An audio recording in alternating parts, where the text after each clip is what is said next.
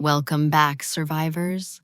If you're hearing this, you're still one of the lucky few who can catch these late-night frequencies. Before we jump into tonight's story, tap subscribe and drop a comment with where you're listening from. Your safe spot, your outpost, anywhere you've found to survive. There's a new story coming tomorrow and you'll want to catch the signal the moment it hits. Day 170. The scavengers found me an hour ago. I can hear them at the base of the tower right now. 3 of them, arguing about who gets to climb up first. But that's not what's making my hands shake. It's the fog. It rolled in from the wreck 10 minutes ago, and there are shapes moving inside it. Shapes that look like they're walking on water. I have 2 flare shells, 3 men with guns below me, and something rising from the Helena Marie that shouldn't be able to move anymore. My name is Kovač. I've been alone in this watchtower for 170 days, and I think I finally understand what that ship was carrying. God help me. I should have drowned when I had the chance. The first rung groans, metal on metal. Someone's testing the ladder. I press my back against the concrete wall of the observation deck, the flare gun slick with sweat in my palm. Through the gaps in the rusted railing, I can see them. 3 figures in mismatched tactical gear, faces wrapped in dirty scarves. The tall one has the hunting rifle. The stocky one carries a machete that catches the dying light. The third, a woman with buzzed hair, holds a crowbar like she knows exactly how to use it. She's up there, the tall one says. His voice carries in the wind. Saw movement through the binoculars. Solo survivor. Probably weak. Probably starving. Probably armed, Buzzcut counters. Her eyes scan the tower top, calculating, smart, careful. That makes her dangerous. The stocky one, machete, spits into the rocks. Don't matter. 3 of us, 1 of her. We take the supplies, we take the position. Hell of a lot better than sleeping in caves. Another rung creaks. They're coming. My breathing sounds too loud in my own ears. The watchtower is 60 feet of concrete cylinder with nowhere to hide. 1 ladder up, 1 ladder down. The observation deck is maybe 12 feet across. A circular platform with a waist-high railing and a rusted equipment locker that's been empty since before I was born. I could fire now. 1 flare into the climber, watch them burn and fall. But the others would scatter, regroup, wait me out. And I'd have 1 shell left for whatever's moving in that fog. Because something is moving out there. The mist has thickened in the last 10 minutes, rolling off the ocean in waves that don't behave like normal fog. It clings to the water's surface, dense and gray-green, and inside it, Christ, inside it, I can see silhouettes, human-shaped, walking toward shore with the mechanical slowness of things that don't need to breathe. The Helena Marie sits in the center of it all, listing 45 degrees to port, her rusted hull covered in barnacles and kelp. I went inside her once. Day 90. Nearly died from the panic attack before I even reached the cargo hold. What I found there still wakes me up screaming.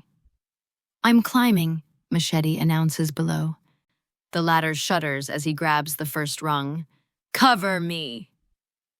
Buzzcut raises her crowbar. Rifle guy sweeps his weapon in a slow arc, scanning for threats. Professional. Military, maybe. Before the world ended. Before the infection turned cities into morgues, and the government into a ghost. I have maybe 90 seconds before Machete reaches the top. The wind shifts, carries a sound from the wreck that makes my skin crawl, a low, wet groaning. Not metal fatigue, not the tide, something else, something organic. Rifle guy hears it too. He freezes, weapons swinging toward the fog. "The hell was that?" he mutters. "Forget it," Buzzcut snaps. "Stay focused on—" The scream cuts her off. It comes from the fog, high and piercing and unmistakably human. Then it cuts off mid-breath, like someone flipped a switch. All three scavengers go still. Machete's boot slips on the ladder. He catches himself, breathing hard. "What the fuck was that?" "Infected," Rifle Guy says, but his voice wavers, uncertain. "I know better. The infected don't scream like that. They don't scream at all. They just hunt, silent and fast, until their teeth find flesh." The fog thickens, rolls closer, and in it, I count 5 silhouettes now. 6, 7, walking on water, walking toward the tower. Machete looks up at me. Our eyes meet through the gaps in the platform. He sees the flare gun, sees my face, and something in my expression makes him go pale. "Climb faster," Buzzcut orders. "Now." The ladder shrieks as Machete scrambles up faster, his boots clanging against rusted metal. 20 feet below the platform now. 15. I can hear his ragged breathing, smell the sweat and gunpowder stink rising off him. Rifle Guy keeps his weapon trained on the fog. His hands are shaking. Something's wrong. Something's really fucking wrong with that mist. "It's just fog," Buzzcut says, but she's backing toward the cliff face, crowbar raised. She doesn't believe her own words. The shapes are closer now. I can see details through the green-gray haze, the way they move, lurching and fluid at the same time, the way their arms hang too long, the way their heads tilt at angles that would break a living spine. One of them steps onto the rocks at the tower's base. Water streams off its body in thick rivulets. In the fading daylight, I can see skin mottled with dark patches, fungal growths, like the ones I found on the bodies in the Helena Marie. Its eyes are white, completely white, no pupils, no iris, just milky cataracts that somehow still see. It opens its mouth. Seawater pours out. And it speaks. Lisa. My name, drawn out like a death rattle, gurgling, wet. The flare gun almost slips from my grip. "Did that thing just—" Rifle Guy stumbles backward. "Did it just talk?" Machete freezes on the ladder, 10 feet from the top. He's looking down now, looking at the thing standing directly beneath him, at the 4 others emerging from the fog behind it. "Move!" Buzzcut screams at him. "Get up there, now!" But Machete can't move. Terror has locked his muscles. I've seen it before. Day 43, when I watched a family freeze at the tree line while infected poured out of the forest. The body's final betrayal. Paralysis disguised as self-preservation. The drowned thing tilts its head, studies Machete like a specimen. Then it reaches up with fingers that end in black, cracked nails, and grabs the bottom rung. The ladder groans under double weight. "Leash," it says again. "Come home. Shoot it." Machete finds his voice, high and cracking. "Shoot it." Rifle Guy fires. The crack echoes off the rocks. The bullet punches through the thing's chest. I see the exit wound, see the spray of dark fluid. But it doesn't stop climbing. Doesn't even slow. Just pulls itself up another rung. Water streaming from the bullet hole like an open faucet. Another one grabs the ladder. Then another. Jesus Christ, Buzzcut whispers. Jesus Christ, they're climbing. Machete breaks. He scrambles up the last 10 feet in pure panic, his machete clattering against metal. He's 5 feet from the platform when his boot slips. For one terrible second, he hangs by his hands, legs kicking empty air, and the drowned things are right below him, reaching up with those 2 long arms. I don't think, don't plan, just move. I lean over the railing, grab Machete's wrist, and pull. My shoulder screams. His weight nearly drags me over the edge. But I hook my leg around the railing support and haul with everything I have, and suddenly he's tumbling onto the platform, gasping and wild-eyed. They're dead, he's babbling. They're dead, but they're moving. They're talking. Shut up! I shove the flare gun into my waistband and grab his machete from where it fell. The blade is rust-spotted but sharp. How many rounds does your friend have? What? How many rounds? I don't know, maybe 15, 20. Below us, Rifle Guy is emptying his magazine into the drowned things. Every shot hits. Every shot does nothing. They just keep climbing. 1 rung at a time, methodical and patient. 2 are halfway up now. The others wait at the base, swaying like kelp in a current. Buzzcut has abandoned them both. She's running, sprinting back down the coastal path, her crowbar forgotten on the rocks. Smart woman. Hey! Rifle Guy's scream is raw. Don't leave me! Don't! The click of an empty chamber. He's out. The nearest drowned thing reaches the bottom of the ladder. Reaches for Rifle Guy's ankle. He kicks it. His boot connects with its jaw. I hear bone crack, but the thing just absorbs the impact and grabs his leg. Pulls. Rifle Guy goes down hard on the rocks, and suddenly there are 3 of them on him, their mouths opening, seawater and something darker pouring out. His screams last maybe 10 seconds, then just wet sounds. Tearing, feeding. Machete is vomiting over the railing. Saga. I grab him by the collar, force him to look at me. Listen to me very carefully, I say. My voice sounds remarkably steady for someone whose mind is breaking. Do you have any other weapons? Anything that makes fire? Explosives? Anything? He shakes his head, eyes streaming. Just the machete. And a lighter. I have a lighter. A hand slaps onto the platform edge. White eyes peer over the railing. Seaweed tangled in hair that was once blonde. A woman, maybe. Before she drowned. Before the Helena Marie leaked its cargo into the ocean. Lisa, she gurgles. We've been waiting so long. Come home to the water. I swing the machete.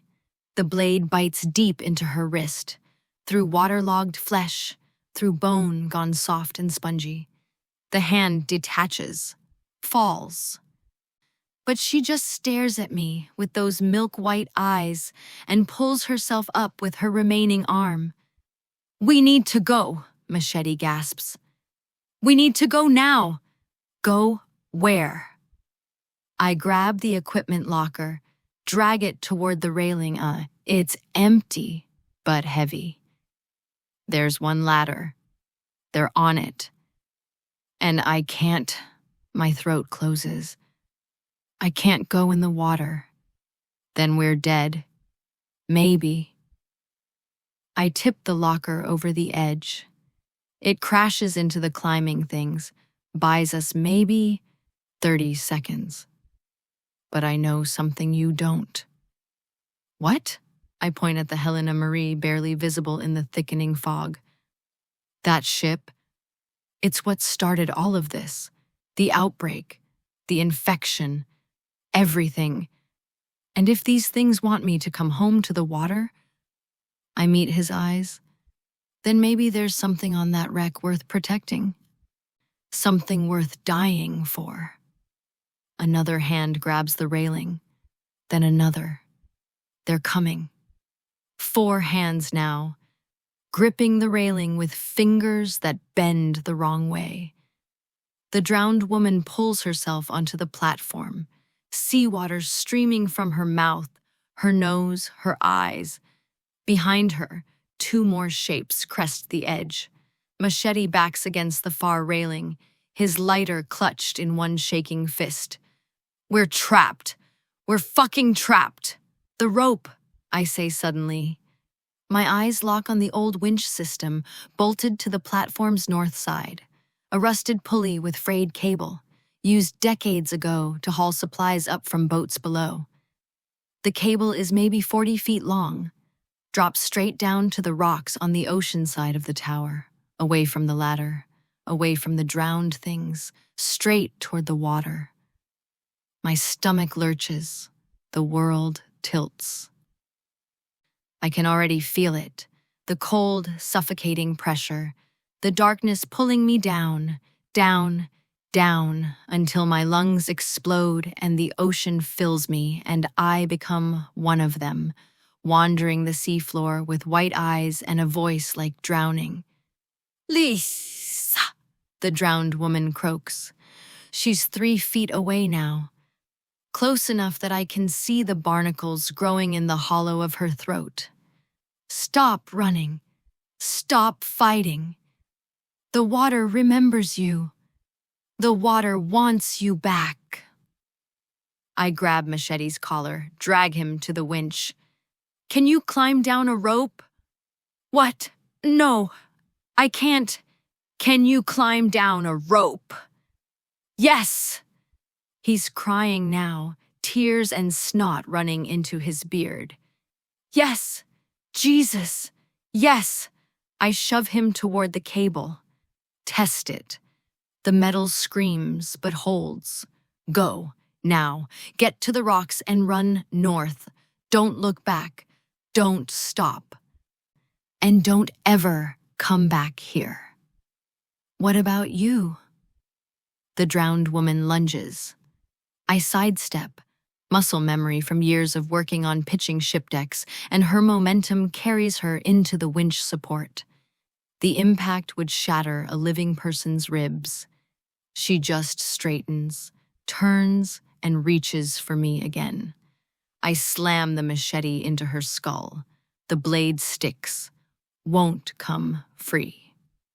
She doesn't stop moving, just grabs my wrist with her remaining hand, pulling me close, her mouth opening impossibly wide. Machete's lighter clicks. Once, twice, flame. He touches it to the woman's seaweed-matted hair. For a second, nothing happens. She's too wet, too saturated. Then the fuel-soaked kelp catches. Fire spreads across her scalp, down her neck, and suddenly she's screaming. Not words, just a high-pitched shriek like steam escaping a boiler. She releases me. Stumbles backward, falls over the railing and plummets 60 feet to the rocks below, trailing smoke. 2 more drowned things crest the platform edge. Go! I shove Machete toward the cable. He doesn't argue this time, just grabs the rope and starts descending, hand over hand, his lighter clutched between his teeth. I back toward the winch. The 2 drowned things advance slowly, deliberately, taking their time. They know I'm cornered, know there's nowhere left to run except down, into their domain. The water is patient, one of them says. A man, or what used to be a man. His uniform is still visible beneath the growths, merchant marine, like I was. Same patches, same company logo on his chest. The water can wait forever. But you, Lisa, you're so tired, so afraid. Wouldn't it be easier to just stop? He's right. God help me. He's right. I'm exhausted, starving. My shoulder throbs from pulling machete up. My hands are bleeding from rope burn and rust cuts. And the fear, the terror that's lived in my chest since the drowning. It's like a weight tied around my neck, pulling me under, even when I'm on dry land. Maybe it would be easier. Maybe I should just let them take me, let the water win. But then I see it, through the fog, just for a second, the Helena Marie. And on her tilted deck something glints, metal, chrome, a sealed container lashed to the mast, still intact after all these months. The symbol stenciled on its side makes my blood freeze. Biohazard, medical, and below it, anti-serum. Keep refrigerated. No, I whisper. No, that can't be. The drowned man tilts his head. You saw it, didn't you? Down in the cargo hold. You saw what we were. What they made us. Test subjects, I breathe. The journal, the chains, the fungal growths cultivated and injected. They were making a weapon, a bioweapon. And when the ship ran aground, we walked, he finishes. We walked onto the shore. We walked into the cities. We started the spread. But the anti-serum, his white eyes lock onto mine. That stays with us, forever, at the bottom, where no one can ever use it. The second drowned thing, a teenage girl with crabs nesting in her eye sockets, reaches for me. I grab the winch cable. Every instinct screams. My hands won't grip. My legs won't move. The hydrophobia locks my muscles like rigor mortis. Below, machete hits the rocks, starts running. He's going to make it, going to survive. But the anti-serum is still out there, still intact. The only cure for the outbreak that killed 7 billion people. And these things, these drowned patient things, they're guarding it, making sure no one ever reaches the wreck, making sure humanity stays dead. The drowned man's hand closes around my ankle. I do the only thing I can. I jump. The wind screams past. The rocks rush up. At the last second, I grab the cable, and the rope burns through my palms like fire, like razor wire. And I'm sliding down 60 feet of rusted metal cable with 2 drowned things climbing down after me. I hit the rocks hard. My ankle twists. Pain explodes up my leg, but I force myself up, limping, gasping, and the ocean is right there. 10 feet away, waves crashing against the stone, spray hitting my face. I can't breathe, can't think. The water is too close, too loud, too alive. A hand grabs my shoulder from behind. I spin. It's Machete, blood streaming from a gash on his forehead, his eyes wild.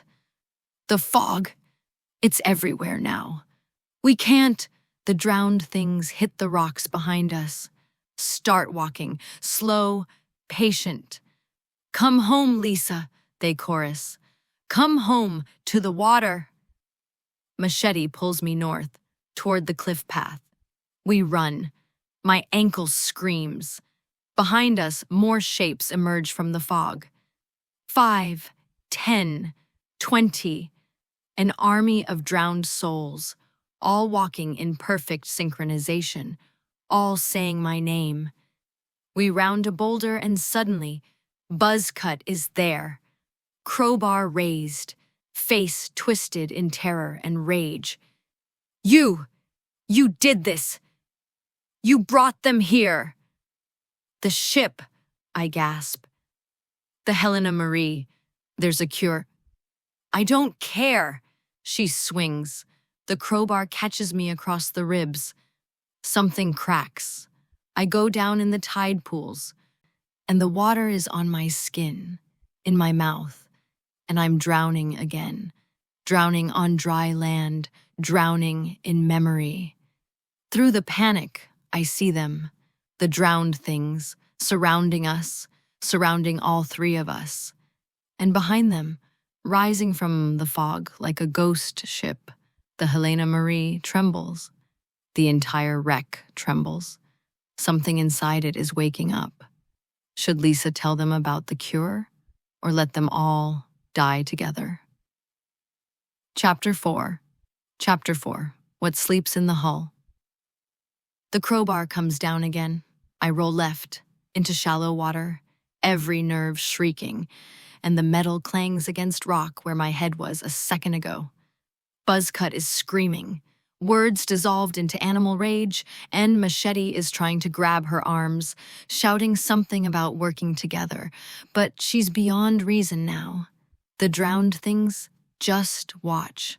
A semicircle of waterlogged corpses, patient as the tide, waiting. She knows, one of them whispers. A child's voice, high and innocent and wrong. She knows what's in the ship. She went inside. She saw us before we woke. Buzzcut freezes mid-swing. What the fuck is that thing talking about?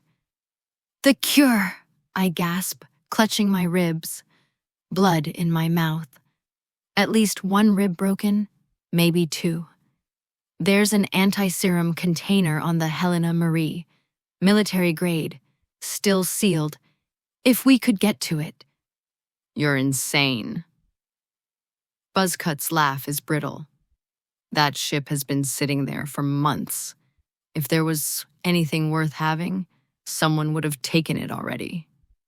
No one could get to it. I force myself to stand, using the boulder for support, because they won't let anyone near it. The drowned ones, they've been guarding it, making sure no one survives long enough to... The Helena Marie shudders again, louder this time. A deep groaning that resonates in my chest, in my bones. The kind of sound that shouldn't come from dead metal. All the drowned things turn toward the wreck. Their white eyes reflect nothing. Then, in perfect unison, they speak. Father wakes. Oh God, Machete whispers. Oh Jesus Christ, what is that? The fog tears apart, just for a moment, just long enough to see. The Helena Marie's cargo hold is opening, not the hatch that rusted shut years ago. The hull itself is splitting, metal peeling back like skin, and something is rising from inside. Something massive. Something that makes the drowned things look like children playing at death. It's humanoid, roughly, 10 feet tall, maybe more. Its body is a patchwork of flesh and fungus, of human limbs fused together into a grotesque whole. I count 6 arms, 3 heads, dozens of eyes scattered across its torso like tumors, and it's growing, spreading across the ship's deck like mold, like cancer, absorbing the metal and wood and making it part of itself. The thing that was made in the Helena Marie's laboratory. The thing they were trying to perfect before the outbreak. The original strain. The source. The father. Its mouths open, all 3. And the sound that comes out isn't a voice. It's a frequency. A vibration that makes my teeth ache and my vision blur and my bladder nearly let go. The drowned things respond. They turn away from us, begin walking toward the water, toward the wreck, being called home. Lisa, the child thing says as it passes, last chance. Join us. Become what you were always meant to be. Or die screaming on dry land while father feeds. Then they're gone, wading into the surf, disappearing beneath the waves. We have maybe 60 seconds before that thing finishes waking up. Buzzcut drops her crowbar. Her hands are shaking so hard she can barely stand. What? What the fuck was that? Evolution, I say quietly. They weren't just making infected. They were making a hive, a collective. And that... I point at the Helena Marie, where the father is pulling itself fully from the cargo hold, its mass spreading like an oil slick. That's the queen, the source code, the thing that controls all of them. Then we run, Machete says. We run right now and we don't stop until... Until what? I cut him off. It controls them, and all of them. Every infected on this coast, maybe further. And now it's awake. Now it knows survivors are here. I meet his eyes. We run. It sends 1,000 infected after us. We hide. It waits us out. We have one chance. The anti-serum, Buzzcut says. Understanding dawns in her eyes. Horror and hope mixed together. You want to go toward that thing. Onto the ship. The container is on the deck. Chrome, medical seal. I saw it. My ribs throb with every breath. If the antiserum works, if it actually can reverse the infection, that's a big IF, Machete interrupts. It's the only IF we have. The father is fully emerged now. It towers over the Helena Marie, its body still expanding, still growing. As I watch, it extends one massive arm, a cluster of fused human limbs, and plunges it into the ocean. The water around the wreck begins to boil. Steam rises, the fog thickens. It's calling more of them. Every drowned thing in the ocean, every infected that fell into the water and kept walking along the seafloor. It's calling an army. How do we get there? Buzzcut's voice is steady now, focused, survival mode. We can't swim. We can't use a boat. There aren't any. And if we try to wade... The cable bridge, I say suddenly, memory hitting like electricity. The old supply line from the mining operation. Machete blinks. What mining operation? 40 years ago, there was a phosphate mine on the North Cliff. They ran a cable system between the shore and the offshore platform, basket transport for workers. The platform is maybe 50 yards from where the Helena Marie is grounded. If the cables are still intact. That's insane, Buzzcut says. That's our only chance. The father's mouths open again. That frequency. That terrible vibration. And this time, I hear words beneath it. Countless voices speaking as one. Bring me the woman who remembers. It knows I was in the cargo hold, knows I read the journal, knows I understand what it is, and it wants me silent. The mining station is half a mile north, I say. We move now, or we die here. Buzzcut picks up her crowbar. Machete still has his lighter. I have nothing but broken ribs and a terror of water that nearly killed me 3 times already today. We run. Behind us, the ocean begins to move. Not waves, not tide, movement. Hundreds of shapes beneath the surface, all swimming toward shore, all following the Father's call. The fog swallows the watchtower, swallows the rocks, swallows everything except the path ahead, narrow and treacherous and our only hope. My ankle gives out on the second turn. Machete catches me, hauls me up, and we keep moving. Buzzcut leads, her crowbar clearing debris from the path. Professional, military training showing through the panic. "Why you?" she gasps as we run. "Why does that thing want you specifically?" "Because I know the truth," I say between ragged breaths. The Helena Marie wasn't just making weapons. It was making control, a way to direct the infected, to weaponize them. And if that information gets out, if anyone knows this wasn't just a random outbreak, someone would be held accountable. Buzzcut finishes. Someone in power. Someone who ordered this. Exactly. We round another bend, and there it is, the old mining station. A concrete bunker built into the cliff face, half collapsed, covered in graffiti and rust.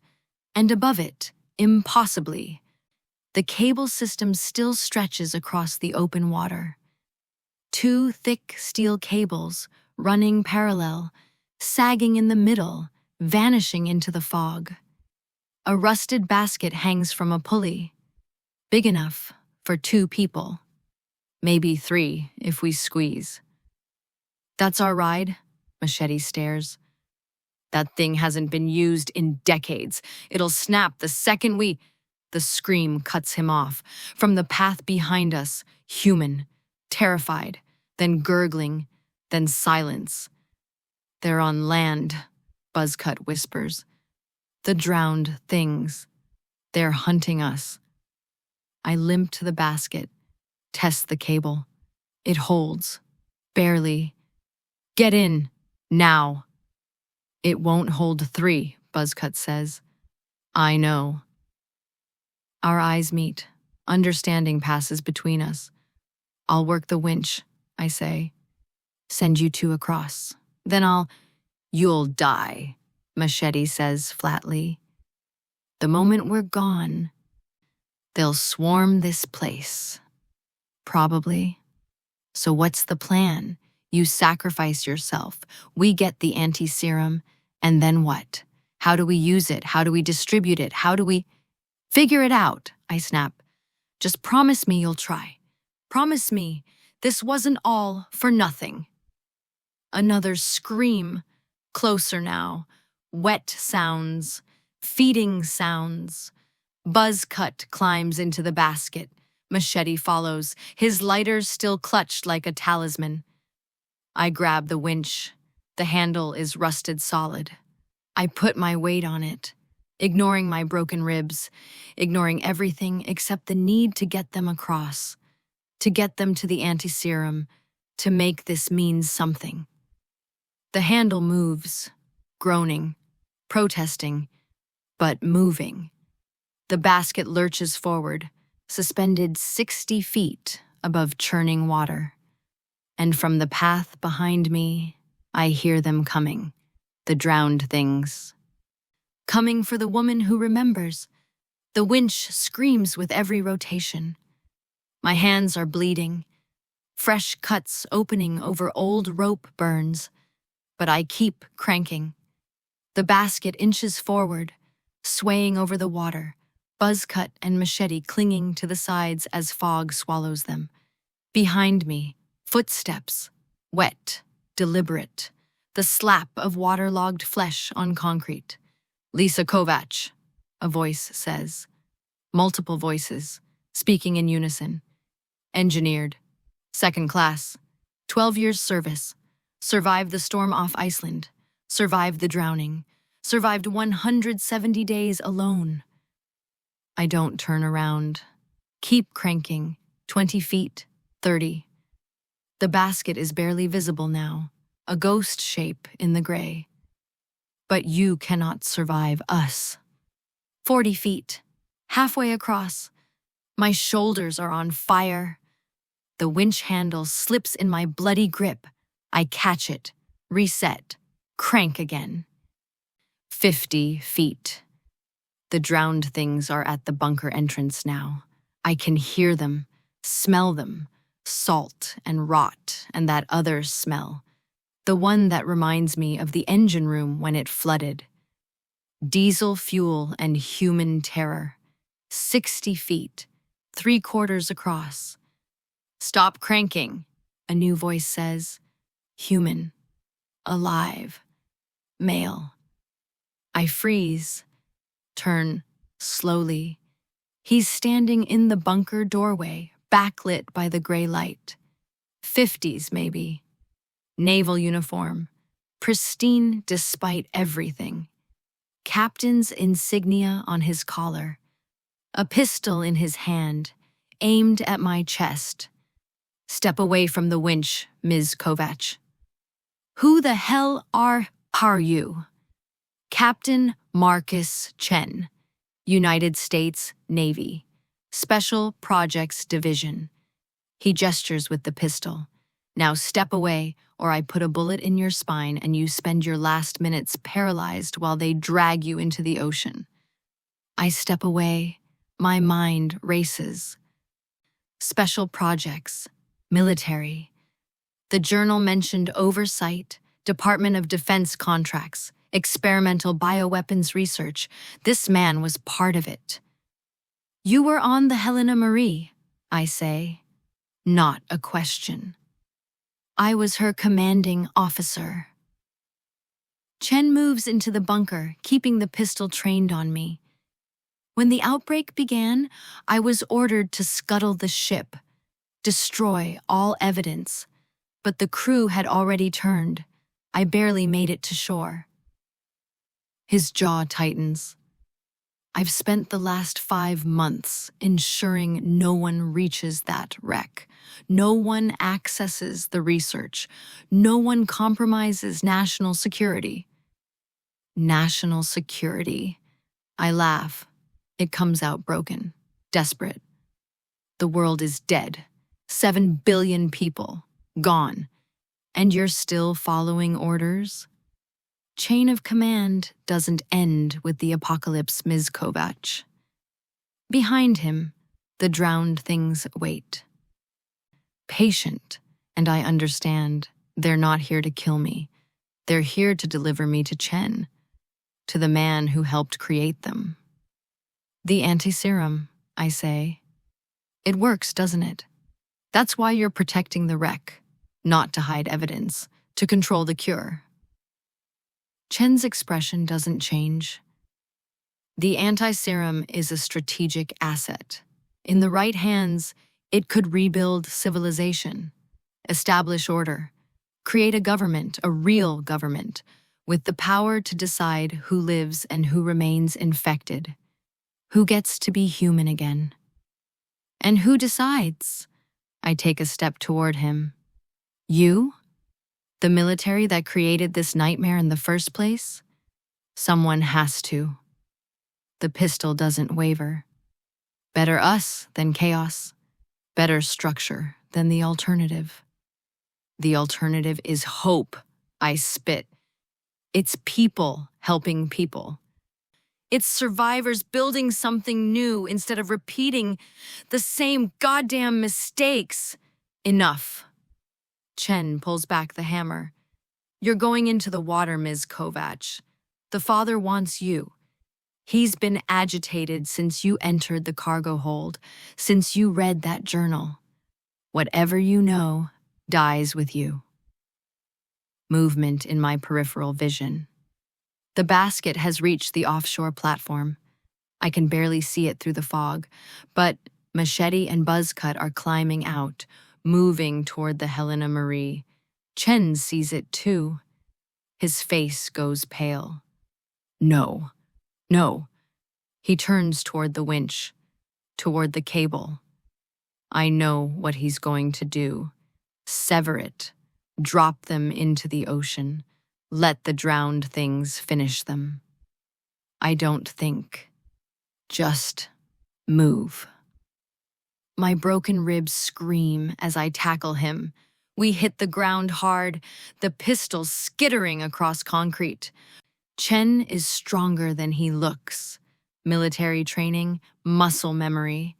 And suddenly I'm on my back, his hands around my throat, squeezing. "You stupid girl," he hisses. Spit flies from his lips. "You could have just died quiet. Could have just drowned. But you had to fight. Had to make this difficult." My vision darkens, lungs burning. I claw at his hands, his face. Nothing works. He's too strong, too focused. The drowned things watch from the doorway, waiting for me to die, waiting to drag my corpse to the Father. My hand finds something, metal, cold. The crowbar. Buzzcut must have dropped it when she climbed in the basket. I swing with everything I have left. The crowbar catches Chen across the temple. His grip loosens. I swing again. His cheekbone cracks. Again, his nose explodes in a spray of blood. He rolls off me, gasping, and I stagger up in the crowbar raised. "The government is gone," I rasp. "The world you're trying to save doesn't exist anymore. The only thing that matters is the cure, getting it out, getting it to people who'll actually use it." Chen spits blood and teeth. "You'll never make it off this island. The Father controls everything now. Every infected for 100 miles. The moment you step off that platform, then I'll die trying." I back toward the winch. "Better than living as a tool for men like you." His hand shoots out, impossibly fast, and grabs the pistol. The gunshot is deafening in the confined space. Pain explodes in my left shoulder. I stagger, the crowbar falling from nerveless fingers. Chen stands, blood streaming down his face, the pistol aimed at my chest. "Last chance," he says. "Tell your friends to leave the antiserum. Walk away." "I'll let you all live, liar." "You're right." He smiles. Broken teeth, mad eyes. But it was worth trying. The drowned things surge forward. 3 of them, moving faster now, given permission to feed. I grab the winch handle, not to crank, to release. The safety catch snaps. The basket cable goes slack. And the massive counterweight, 1,000 pounds of concrete and metal designed to balance the basket, drops like a guillotine. The falling weight hits the cable with enough force to send a shockwave through the entire system. The offshore platform side whips upward, catapulting Buzzcut and Machete toward the Helena Marie's deck. They scream as they fly through the fog, landing somewhere in the mass of fungal growth. Chen's face goes white. "What have you done?" The counterweight hits the bunker floor. The entire structure shakes. Cracks spiderweb across the walls. And the old mining station, unstable for 40 years, finally gives up. The floor drops out from under us. Chen fires wildly, shots punching through concrete, ricocheting off metal. I grab the doorframe as everything collapses inward. The winch, the cables, Chen, and the drowned things, all falling into the darkness below, their screams swallowed by the grinding collapse of steel and stone. I pull myself out onto the cliff path. My shoulder is bleeding badly, through and through, clean shot. But shock is setting in fast. The bunker is gone, just a crater now, filled with rubble and dust. And 60 feet below, the ocean churns with drowned things, circling, waiting. I look toward the Helena Marie. Can't see anything through the fog. Don't know if Buzzcut and Machete survived the landing. Don't know if they found the anti-serum. But I gave them a chance. Maybe that's enough.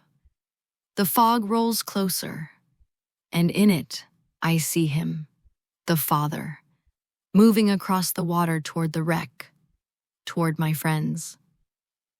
His 3 mouths open wide enough to swallow a man whole.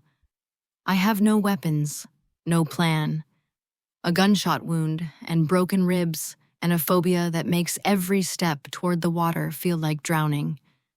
But I'm not done yet.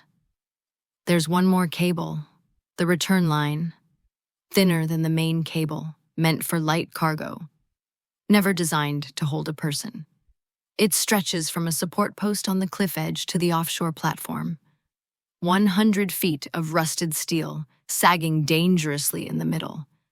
I grab it with my good hand. Okay, I whisper to myself. To the ocean. To the terror that's lived in my chest for 170 days. You want me? Come get me.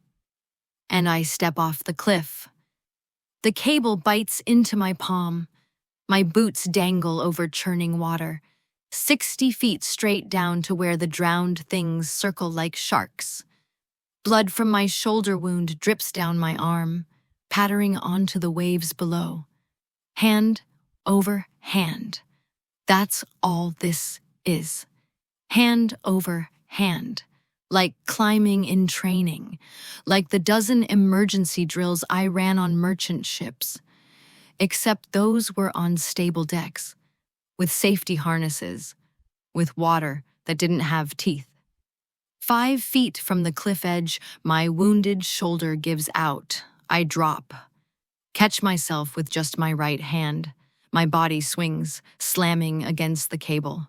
The impact punches the air from my lungs. For 3 terrible seconds, I hang by one hand, my fingers slipping on blood-slicked steel, and the ocean rushes up to meet me. My left hand grabs the cable. Somehow. The pain is white-hot, electric, but I hold on. Keep moving. Don't look down. Don't think about the water. 10 feet. 15. The cable sags deeper, forming a U-shape over the waves.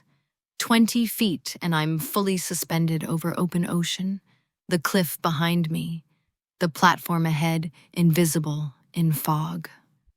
The cable shudders. Something is climbing it from the other end. Through the mist, I see it, a drowned thing, pulling itself hand over hand toward me, moving faster than I can. Water streaming from its body, its white eyes locked on mine. The Father wants you alive, it gurgles, but he didn't say intact. 30 feet. I force myself faster. My shoulder screams. Blood makes everything slippery. The thing is 20 feet away now. 15.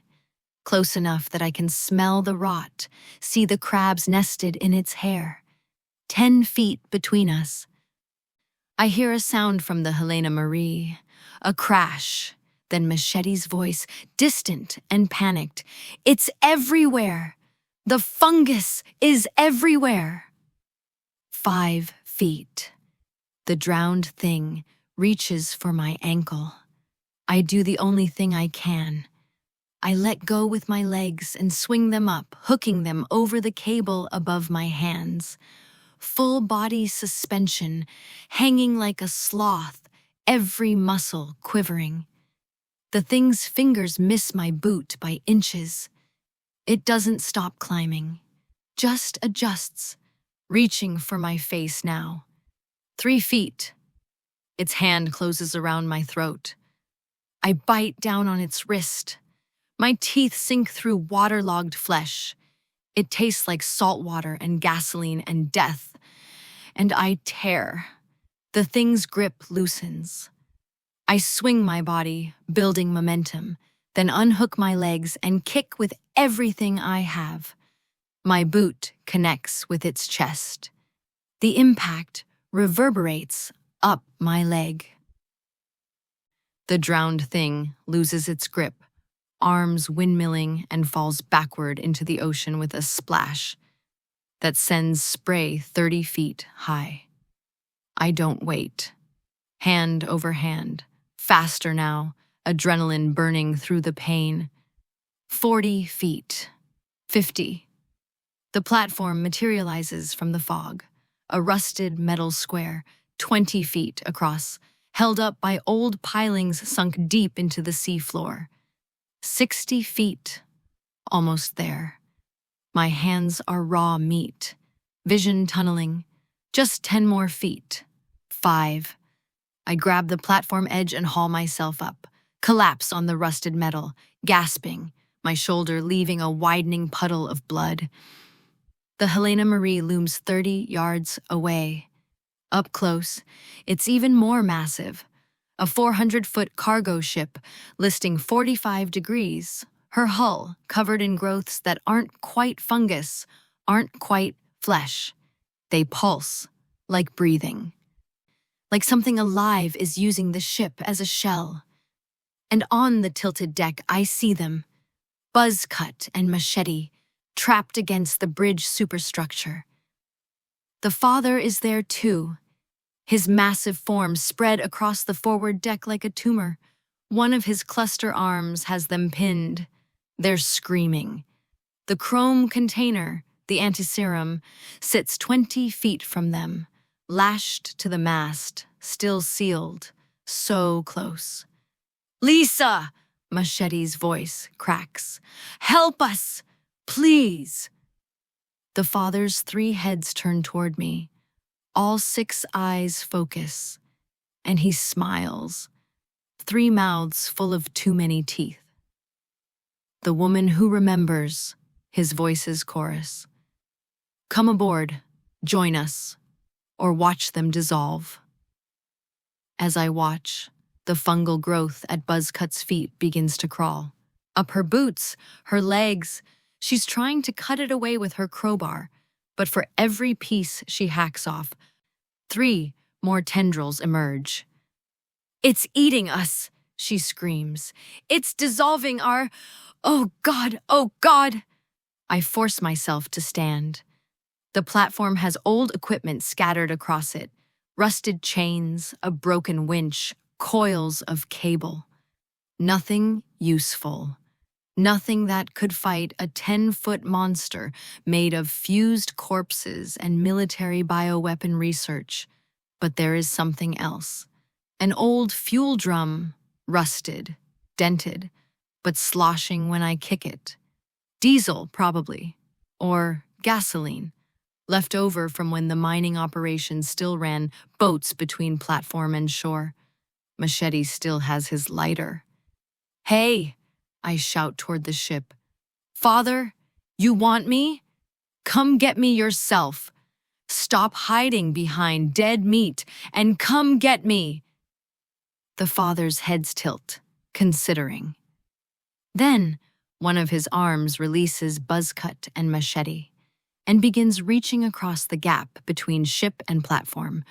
The arm extends impossibly far, 30 feet, 40, made of fused human limbs welded together by fungal tissue. Fingers at the end spread like a spider's legs. "Such bravery," the father croons. "Such defiance. You would have made an excellent addition to our collective, Lisa Kovač. But you chose to remain singular, alone, afraid." The arm reaches the platform, grabs the edge. The entire structure groans, tilting toward the ship. "And now you will drown in that fear." I grab the fuel drum. It's heavy, maybe 50 pounds of liquid sloshing inside. I tip it toward the father's approaching arm, diesel pouring out, splashing across the fungal growths. "You know what I learned?" I say, backing toward the far edge. "In the journal, In the cargo hold, the father pauses. The fungus is photosensitive. That's why you stayed underwater so long.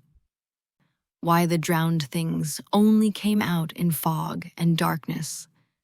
I meet his 6 eyes. And it's highly flammable. That's why the research team kept fire suppression systems in the lab. Understanding flashes across the father's 3 faces. "Machete!" I scream. "The lighter! Throw it!" He doesn't hesitate. The lighter arcs through the air, tumbling end over end. I catch it one-handed, my right, the good one, and flick the wheel. Spark. Flame. "For the 7 billion you killed," I whisper. And I drop it on the diesel-soaked arm. The fire spreads faster than thought. Diesel ignites in a whoosh that singes my eyebrows. Flames race up the father's arm, across the fungal growths, into the fused flesh. The father shrieks, all 3 mouths, all at once. A sound that makes my ears bleed. His arm releases the platform and whips back toward the ship. But the fire travels with it, spreads across the deck, across the fungal mass covering the Helena Marie. Within seconds, the entire forward section is burning. "The antiserum!" Buzzcut shouts. "We need to—" The father's other arms are flailing, trying to beat out the flames. One of them catches the chrome container, sends it rolling across the tilted deck toward the open cargo hold, toward the darkness below. Machete lunges for it, catches the handle. His boots slip on the fungal slime, and suddenly he's sliding, the container clutched to his chest, heading straight for the hole in the deck. Buzzcut grabs his ankle.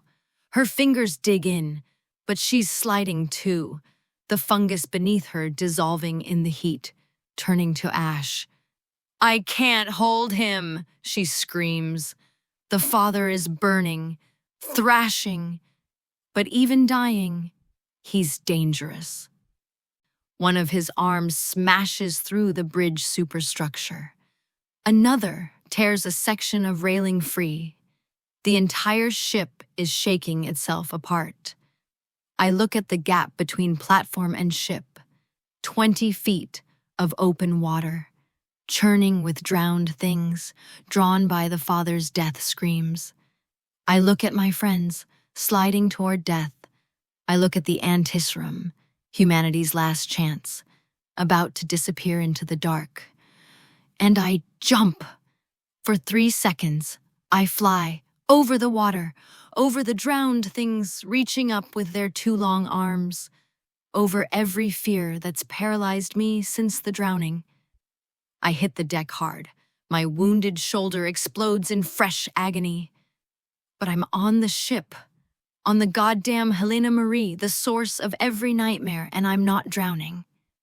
I grab Buzzcut's wrist. She grabs mine. Together, we pull. Machete inches backward, the container scraping against rusted metal. The father's arm sweeps toward us, but the flames have weakened him. The swing is slow. I duck under it. "Pull!" I scream. We pull. Machete comes free. All 3 of us collapse on the tilting deck, the chrome container between us. The biohazard symbol stares up at me, pristine and official and real. The father is dying. His thrashing is weakening, his voice fading to whispers. We were going to save the world, create order from chaos.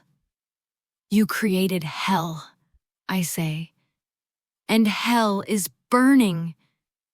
His 3 mouths open one last time, then close. The massive body goes still. The fungal growths stop pulsing, and slowly, so slowly, the father's corpse begins to slide off the deck, into the ocean, taking the fire with it. Steam rises where the burning mass hits water. The drowned things scatter, swimming away from their dead god. We sit there, bleeding and burned, holding the anti-serum container. Humanity's last hope, a metal box that weighs maybe 20 pounds and contains enough serum to cure, what, 100 people? 1,000? Now what? Machete asks. His voice is hoarse, broken. Now we get off this ship, Buzzcut says, before it sinks. And then I look at the container, at the dosage information stenciled on the side, at the refrigeration requirements that definitely haven't been met. We don't even know if this still works. Then we test it, Buzzcut says. We find infected. We try the serum. And if it works, we synthesize more, I finish. We find survivors. We rebuild. That's simple, Machete laughs. It sounds like sobbing. That's simple. The Helena Marie groans beneath us. Water is flooding in through the holes the father tore. We have maybe 5 minutes before she goes under. Can either of you swim? I ask. They shake their heads. Me neither, I lie. We find old life preservers in a deck locker. They're rotted, half-eaten by mold, but they'll float. We strap them on, secure the anti-serum container, and stand at the railing. The shore is half a mile away. The sun is setting, and the water stretches out forever, dark and patient and waiting. Together? Buzzcut asks. Together, I say. We jump. The cold hits like a fist to the chest. Water closes over my head, dark and suffocating and alive, and every cell in my body screams. My lungs seize, my heart stutters. The drowning is happening again, will always be happening, forever and ever. Just 2 minutes underwater that rewrote my entire nervous system. Hands grab my life vest, pull me up. I break the surface gasping, choking, my vision white with panic. Breathe! Buzzcut's face is inches from mine. Lisa, breathe, you're not drowning. You're floating. The life vest holds me up. My body bobs with the waves. I'm not sinking, not being pulled under. The water is just water. But it doesn't feel like just water. It feels like it's watching. We need to move, Machete says. He's treading water awkwardly, one arm wrapped around the chrome container, the other paddling.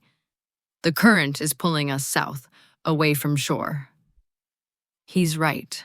The coastline is drifting sideways in my vision. And beneath us, God, beneath us, I can feel movement.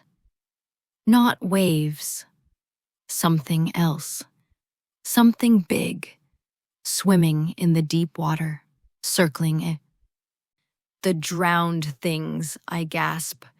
They're still down there, waiting for... Something brushes my leg. I scream, thrash. My hands claw at the water, trying to climb it, trying to get out. Stop! Buzzcut grabs my shoulders. Stop moving! You'll sink us both! It touched me. Something touched. Was kelp, she says firmly. Just kelp. There's nothing down there. The father is dead. They're scattered. We're safe. But her eyes betray her. She doesn't believe it any more than I do. We start swimming, slow, clumsy strokes toward the distant shore. The sun is almost gone now, just a red smear on the horizon. In 20 minutes, it'll be full dark. And in the dark, the drowned things move freely. Tell me something, Buzzcut says as we swim. Back at the tower. You could have left me to die. Could have taken the ladder yourself. Why didn't you? I don't know, I admit. You were trying to kill me. I was terrified. Thought you'd brought those things down on us. She's quiet for a moment. I'm sorry. For the crowbar. Forget it. We're even. I kick harder, fighting the current. What's your real name? Can't keep calling you Buzzcut. Maya Chen, she says. I freeze. Chen. Like, Marcus Chen was my uncle. Her voice goes flat. Captain of the Helena Marie. I joined the Navy because of him. Thought he was a hero. Then the outbreak happened, and I heard rumors, whispers about what his ship was really carrying. She meets my eyes. I came here looking for him, looking for answers. Found you instead. He's dead, I say quietly. Died in the mining station collapse, trying to protect the government's secrets. Good. No hesitation. No grief. He made his choice.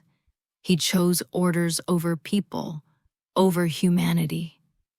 Behind us, the Helena Marie lists further.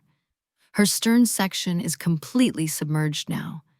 Another minute and she'll be gone, sliding into the deep, taking all her secrets with her, except the one we're carrying. How far? Machete gasps. He's struggling, the container weighing him down. Quarter mile, I estimate. Maybe less. Just keep. The water explodes. A drowned thing erupts from the waves 10 feet to our left. A man in a Navy uniform, white eyes blazing in the twilight. Not attacking. Just watching, floating, waiting. Then another surfaces, and another, 6 of them, forming a circle around us. The father is dead, one of them says, a woman's voice, sad and empty. The voice in our heads is silent. We are alone. Then let us go, Maya says. You're free now. Free from control. You don't have to. Free, the woman laughs, a wet, bubbling sound. We are corpses, animated by fungus. We are mistakes. Weapons that escaped the laboratory. We killed the world. That wasn't your fault, I say. My legs are cramping, can't tread water much longer. The government made you, made the father, made all of this. You were victims. Victims who became monsters, another says. A teenage boy, younger than the infection should have allowed. We remember. When the father spoke, we could forget. But now, his voice breaks. Now we remember everything we did, everyone we killed. We remember being human. The circle tightens. They're drifting closer. The container you carry, the woman says. It is the cure. We can smell it, taste it in the water. Yes, Maya says carefully. We're taking it to shore. To survivors. To save them, the woman finishes. But not us. The cure cannot help the dead. Silence. Just the lap of waves. The distant cry of a seabird. We could try, I say. Don't know why. The words just come. We could test it on you. See if, no, the teenager says. The cure requires living tissue, active metabolism. We are preserved, animated, but not alive. He drifts closer. We have a request. What? Machete asks.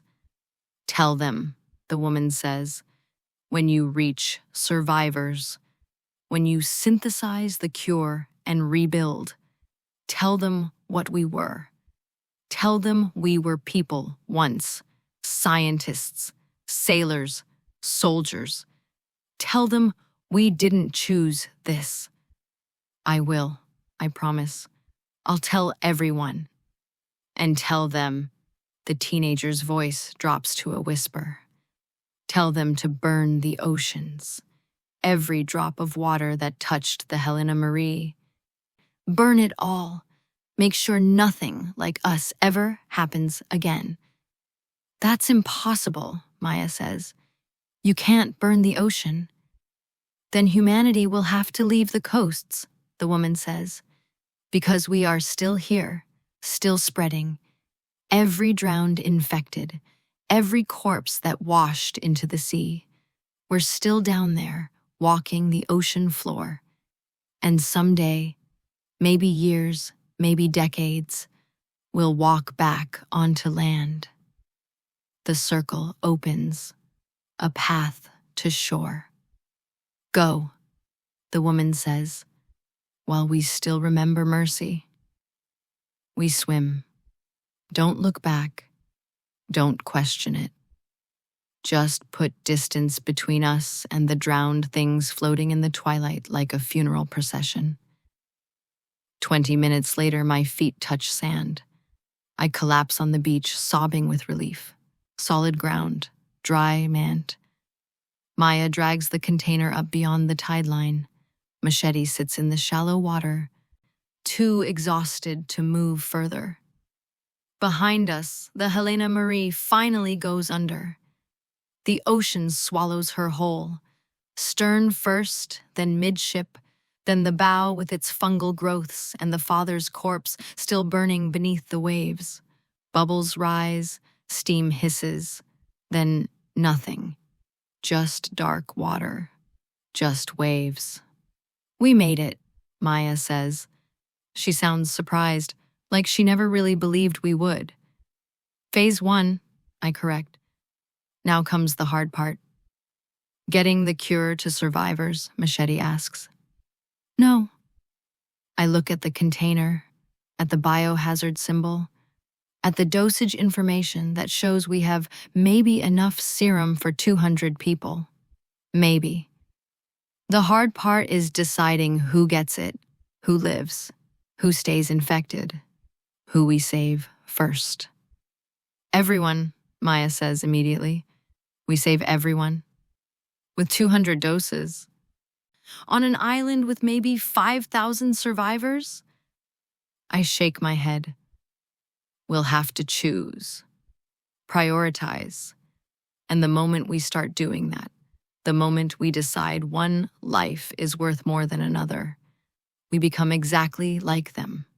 Like Chen. Like the government that created this mess. Silence. The weight of it settles over us like the fog. So what do we do? Machete asks quietly.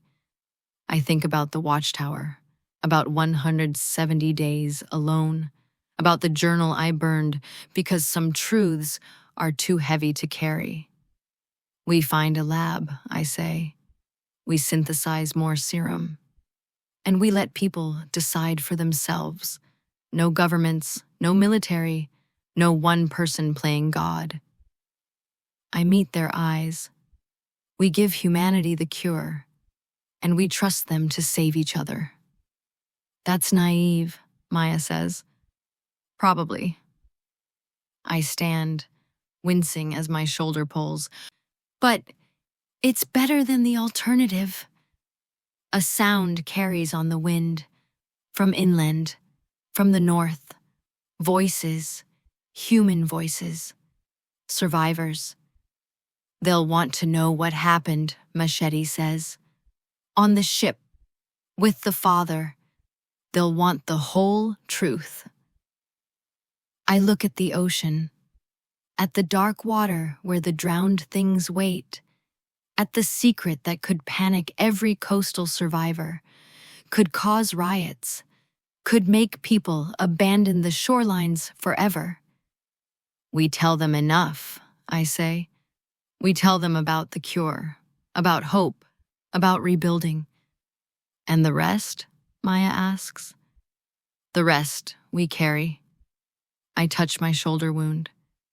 Like all the other scars, we gather the container, start walking toward the voices, toward the survivors, toward whatever comes next. Behind us, the ocean whispers, patient, waiting. The drowned things remember everything, and so do I. The survivor camp materializes from the darkness like a ghost of the old world. 40, maybe 50 people huddled around barrel fires, living in a patchwork of tents and salvaged materials. They see us stumbling out of the dark, bloodied, burned, carrying a military container, and weapons rise immediately. "Stop right there!" A man with a shotgun steps forward. 60-something, scarred face, eyes that have seen too much. "Drop whatever you're carrying and identify yourselves." "We're not infected," Maya says, hands raised. "We need medical attention, and we need to speak to whoever's in charge." "I'm in charge. Name's Garrett." His shotgun doesn't waver. "And that container you're carrying has a biohazard symbol, so you'll forgive me if I'm not inviting you to dinner just yet." "It's an antiserum," I say. My vision swims, blood loss catching up. "For the infection. We recovered it from the Helena Marie, the shipwreck offshore." Murmurs ripple through the camp. People emerge from tents. A woman with a medical bag pushes forward, gray-haired, capable hands. "I'm Dr. Sarah Kim," she says. "Let me see that shoulder." Garrett nods. The shotgun lowers slightly. Everyone heard rumors about that ship, that it was carrying something valuable. Military secrets.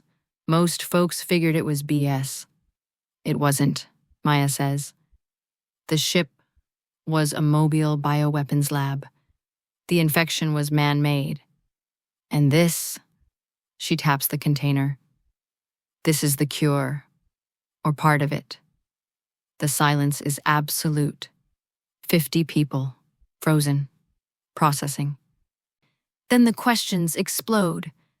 How much is in there? Does it actually work? Who gets it first? Is there more? Quiet! Garrett fires the shotgun into the air. The camp goes silent. One question at a time. You, he points at me. Start from the beginning. Dr. Kim is cleaning my shoulder wound. The bullet went through clean, but infection risk is high. She works while I talk, and I tell them everything. The Watchtower, the drowned things, the father, Captain Chen, the truth about the outbreak. When I finish, no one speaks for a long moment. "So you're saying," a younger man finally says, "that our government created the zombies, on purpose, as a weapon?" "Yes." "And then lost control?" "Yes." "And now, there's things in the ocean. Walking corpses that can think, that can talk." "Yes." He sits down hard.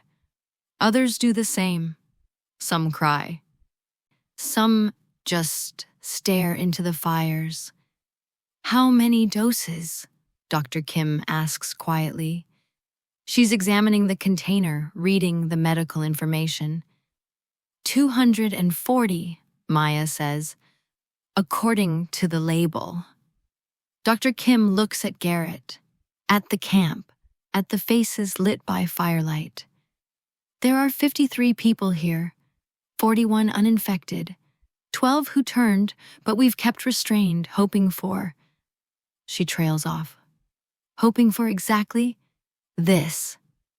"So we have enough," Machete says. "Enough to cure everyone here and still have..." "And then what?" A woman stands, thin, hard-eyed. We cure our 12. You keep the rest. Move on to the next camp, the next survivors. Playing God with who lives and dies. That's not, I start. Isn't it? She steps closer. There are thousands of infected on this island. Tens of thousands, maybe more. And you have 200 doses. So tell me, who decides? You 3. Because you were brave enough to get it, because you survived. We synthesize more, Maya says firmly. We find a lab. We make enough for everyone. You have a lab? The woman challenges. Pharmaceutical equipment? Sterile facilities? Trained chemists? We have me, Dr. Kim says quietly. Everyone turns to her. I was a virologist before. Worked in infectious disease research for 20 years. If the formula is in that container, if the samples are intact. She meets my eyes. I can synthesize more, but it'll take time, weeks, maybe months, and we'll need equipment, security, resources. Then we start, I say. We cure the infected here first, prove the serum works, then No. Garrett's voice cuts through. We cure half. Keep the other half secured. Use them to test the synthesized batches. Make sure we're not spreading false hope. There are people, Machete protests, not lab rats. They're infected, Garrett says flatly. Been infected for months. Some of them were our friends, our family. But right now, they're test subjects. That's the reality. We use 6 doses to cure 6 infected. Verify the serum works. Then Kim uses their blood samples, the original serum, whatever she needs to make more. We test each new batch on 1 infected before distributing widely. That's how we do this safely. The crowd murmurs. Agreement mostly. Cold logic. Survival math. I look at Maya, at Machete, at the container that weighs 20 pounds but feels like the world. There's something else, I say. All eyes turn to me. The drowned things, the ones in the ocean. They're still there, still spreading. They asked me to warn you, stay away from the coasts. The water is contaminated. Anyone who drowns, anyone infected who falls in the ocean, they become like the others. So we move inland, someone says. There's infected inland too, another counters. Then we clear them, a third shouts. With the cure, we can approach them safely. Administer doses, cure them one by one. That's insane, Garrett says. Most infected are too far gone, too violent. We'd lose people trying to. The argument erupts. 50 voices, 50 opinions. Who to save first? How to distribute? Whether to risk everything trying to cure violent infected or focus on survivors and prevention. I slip away from the firelight. Walk to the edge of camp where the darkness begins. Maya follows. You okay? She asks. I thought getting the cure would be the hard part, I say. Fighting the father, surviving the ocean. But this, I gesture to the arguing crowd. This is harder because there's no right answer, just choices. And people die with every choice we make. Or live, Maya says. People live too. That's what matters. Does it? I look at her. Your uncle, Captain Chen, he thought he was saving the world, creating order from chaos, making the hard choices so others wouldn't have to. And he created hell instead. He was trying to control people, Maya says. You're trying to save them. That's the difference. Is it? We stand in silence. Behind us, Dr. Kim's voice rises above the others.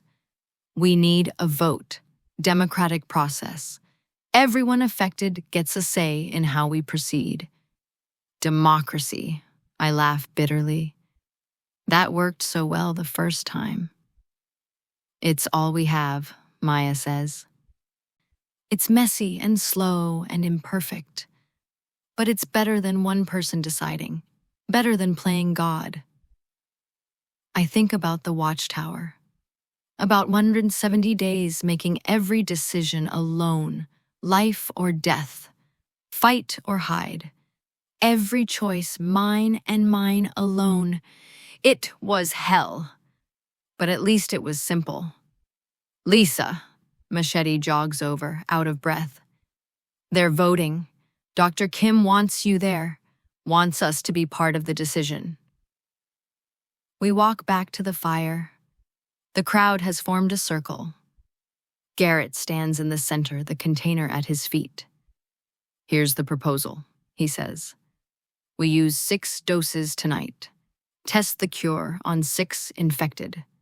Dr. Kim monitors them for 24 hours. If it works, if they recover fully, we begin synthesis. We set up a lab, use the remaining doses as templates, and start production. We distribute new batches as they're produced, testing each one first. No hoarding, no favoritism.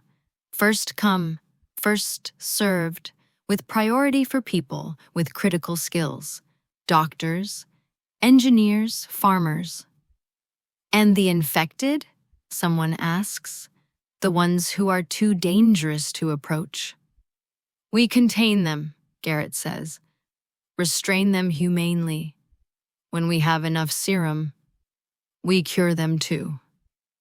And if they're too violent, too far gone, silence. Garrett looks at me. Then we make a choice, I say quietly. Same choice we've been making for months. Survival. We protect the living. And we keep trying, to save as many as we can. But we don't sacrifice the curable for the impossible. More silence.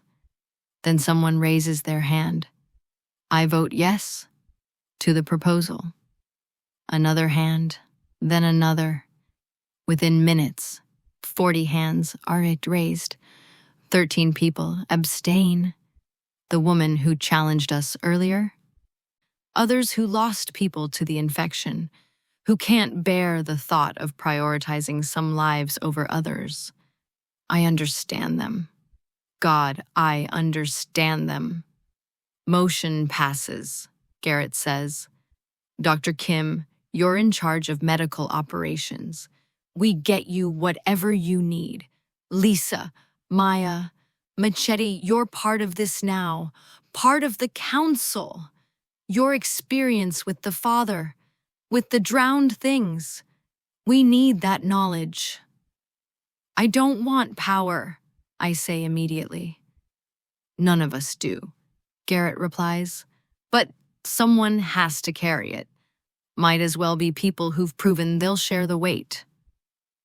Dr. Kim opens the container. Inside, sealed vials of amber liquid. Each one labeled with dosage information, administration protocols. Professional, official, made by the same government that created the nightmare. She loads a syringe, approaches the first restrained infected, a middle-aged man, gaunt and snarling. 2 people hold him down while Dr. Kim injects the serum into his arm. We wait. 1 minute, 2, 5. The man stops struggling. His breathing slows. The yellow tinge in his eyes begins to clear. 10 minutes. His eyes focus. Actually focus. Tracking movement. Recognizing faces. John? A woman pushes forward, tears streaming. John, can you hear me? His mouth works. Sounds come out. Guttural, broken. Then, Emma? She collapses, sobbing. Dr. Kim catches her. It works, someone whispers. Jesus Christ, it actually works. They move to the next infected, then the next. 6 total. 6 injections. 6 people who were dead inside suddenly remembering their names.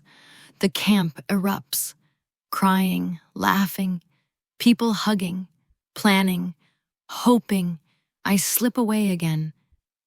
Walk until I can see the ocean, just a dark line against a darker sky. The waves sound like whispers, like voices, like drowning. The drowned things are still out there, still walking the seafloor, still waiting. And I'm the only one who knows how patient they are, how long they can wait, how the ocean never forgets. You did good, a voice says behind me. I turn. It's Garrett, shotgun slung over his shoulder. I don't feel good, I admit. I feel like I started something that can't be stopped, like I opened a door that should have stayed closed. Maybe, he says, but at least now people have a choice. Live infected, die human, or fight for a cure. That's more than we had yesterday. And tomorrow we keep fighting. He looks at the ocean too. Those things you mentioned, the drowned ones. You really think they'll come back? Eventually, I say. Maybe not for years, but yes, they'll come back. Then we'll be ready.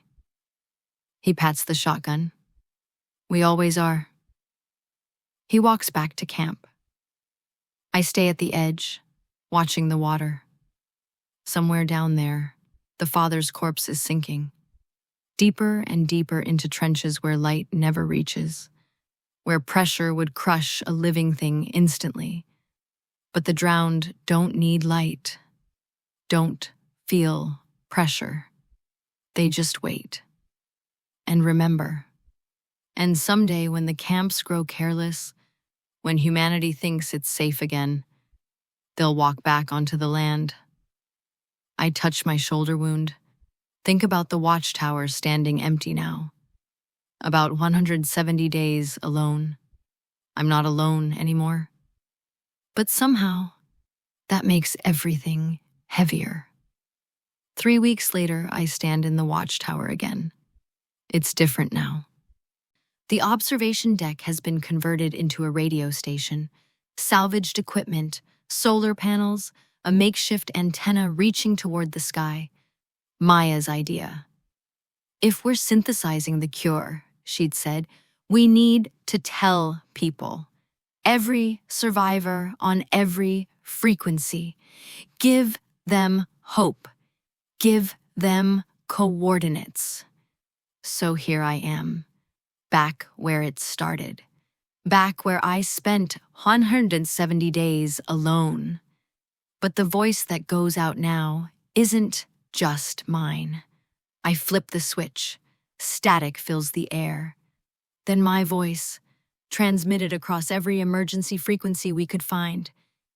This is Lisa Kovač, broadcasting from the northern coast. If you're hearing this, you're not alone. The infection was man-made, a bioweapon that escaped containment. But we have the cure. We're synthesizing it now. We have enough for 500 doses, and production is increasing daily. I pause. Look at Maya and Machete standing in the doorway. At Dr. Kim's notes spread across the makeshift table.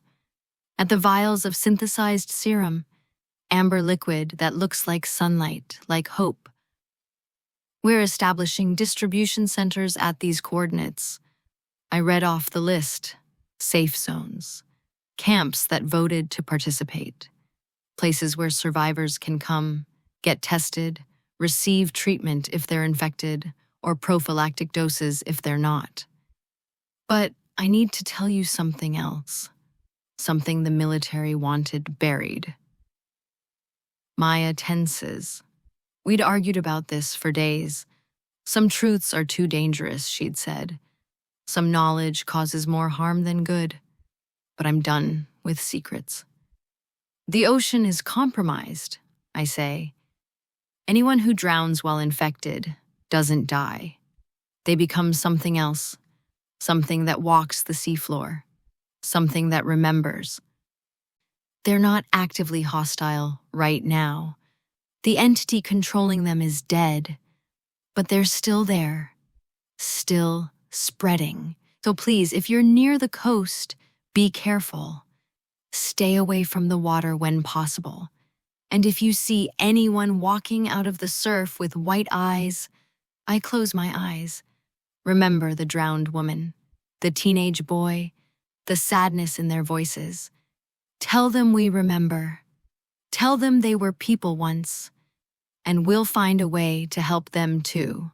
Somehow. Someday. I open my eyes, look at the Helena Marie's empty berth. Nothing there now but churning water and ghosts. We're also looking for specific skills. If you were military, medical, scientific, if you worked in pharmaceuticals, manufacturing, logistics, we need you. Not to rebuild the old world. That world is gone. But to build something better. Something that learns from the mistakes. Static crackles. For a moment, I think the transmission failed. Then, a voice breaks through, distant, distorted, but unmistakably human. This is Dr. James Morrison, formerly of the CDC Atlanta facility. 13 survivors with me.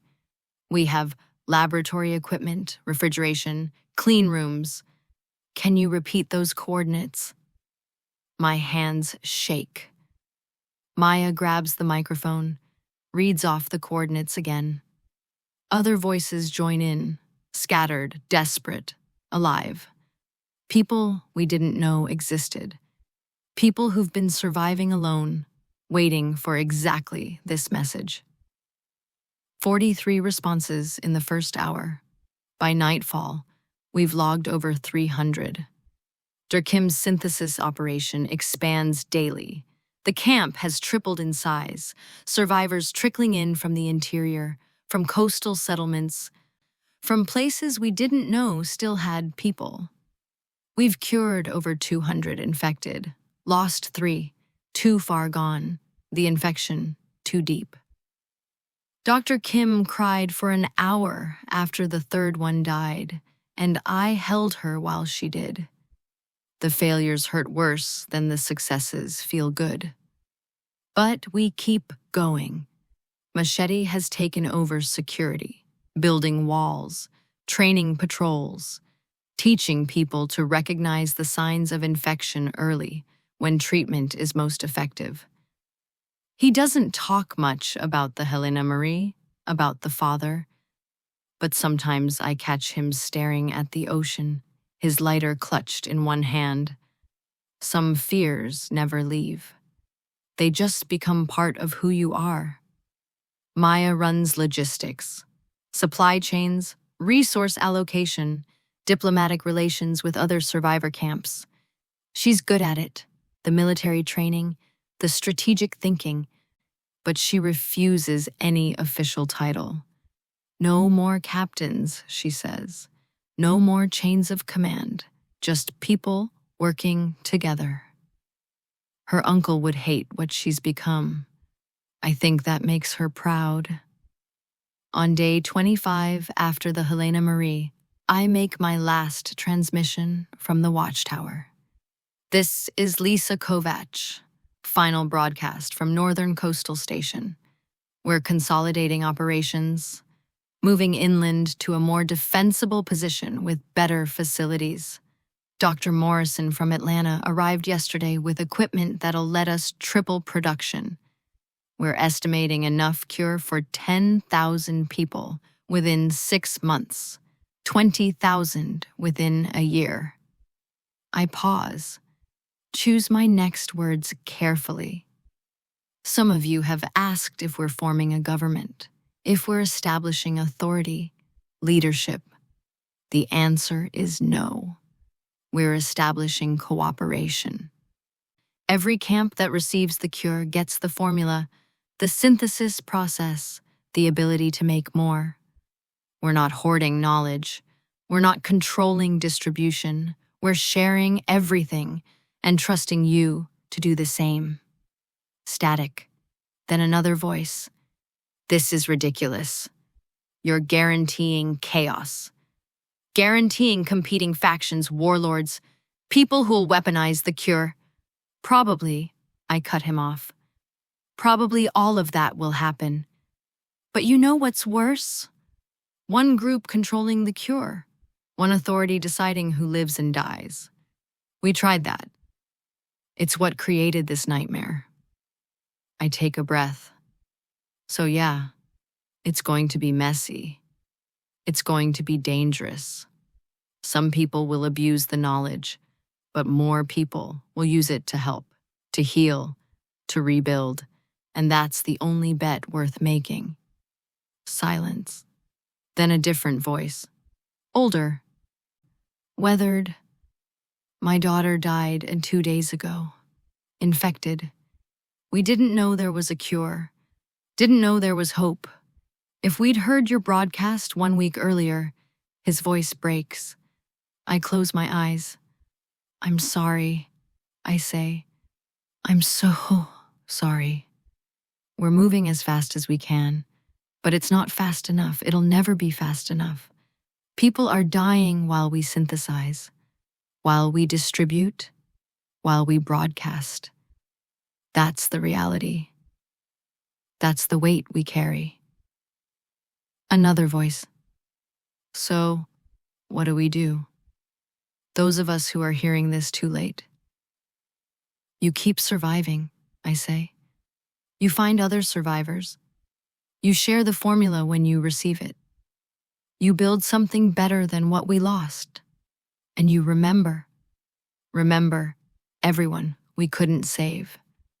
Use that memory to make sure we save everyone we can from this point forward. I look at Maya, at Machete, at the ocean stretching to infinity. This is the world we have now, not the one we wanted, not the one we deserved, but it's ours. And every day we choose to keep fighting, to keep curing, keep building, keep trying. That's a victory. Not over the infection, not over the drowned things, but over the fear, over the despair, over the voice that says it's easier to just give up. I think about the Watchtower, about 170 days alone, about the moment I decided to climb down that ladder, face the water, fight for something beyond survival. Someone asked me yesterday if I think we'll win, if I think humanity will survive this. I smile, even though no one can see it. I don't know. Maybe, maybe not. But I know we'll die trying, and that's more than the world gave us. I flip the switch.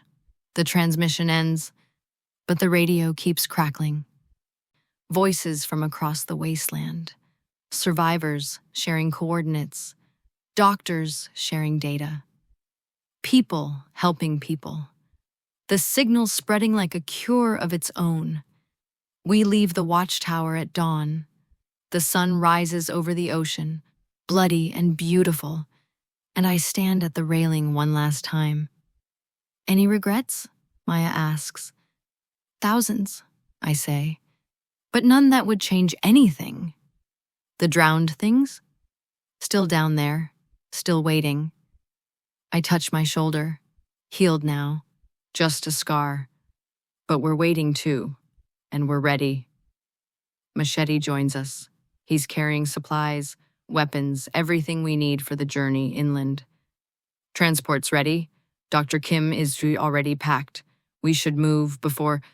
He stops, points at the water. Something is standing in the surf. A drowned thing. Woman, middle-aged, wearing the remains of a wetsuit. Her white eyes reflect the sunrise. She's not approaching, not threatening, just standing, watching. Then she raises one hand, a wave, almost human. Good luck, her voice carries on the wind. Tell them we're not monsters, just mistakes. And maybe someday, maybe there's a cure for us too. Then she turns and walks back into the ocean, back into the depths, back into patient waiting. Jesus, Machete whispers. Did that just... Yeah, I say. It did. We climb down the tower for the last time. Join the others. 50 survivors, moving inland to build something new. Behind us, the Watchtower stands empty again. A monument, a memory, a warning. The ocean whispers against the rocks, and somewhere in the deep water, the drowned things walk, waiting, remembering, but so do we. Survivor Council Notice. Day 191 after. If you're hearing this transmission, you're not alone. The cure exists. The formula is spreading. Hope is real, but we need your help. We're looking for medical professionals who can synthesize serum engineers who can rebuild infrastructure, farmers who can restart food production, teachers who can preserve knowledge, anyone with skills, supplies, or just the will to keep fighting.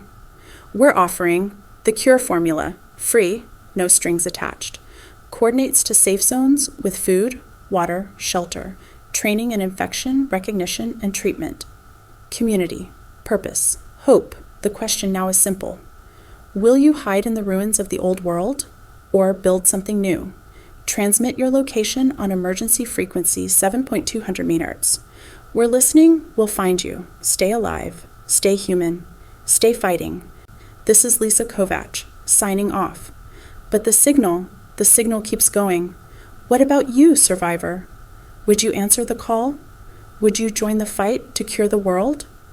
Or would you stay hidden, waiting for someone else to save humanity? Drop a comment below and let us know. If you heard this transmission, would you respond? Where are you listening from? And what skills would you bring to rebuild civilization? The next story broadcasts tomorrow. Don't miss it. Survival isn't a solo mission anymore.